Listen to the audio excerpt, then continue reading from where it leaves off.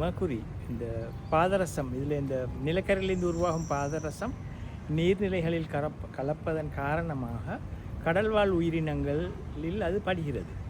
அந்த தோற்றப்பாடு தான் இந்த பிரச்சனைக்கு மூல காரணமாக அமைகிறது. ஏனென்று கேட்டால், இந்த புத்தளம் கடல் நீரையை சுற்றி வாழும் மக்கள் அனைவரும் cheap and best protein consumption.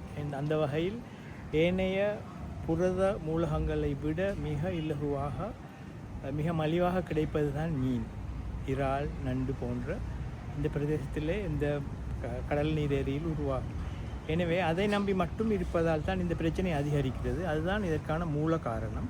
இது ஒரு அடிப்படையான பிரச்சனை. இந்த பாதரசம் இந்த கடல்வாழ் உயிரிகளில் வந்து கலப்பது.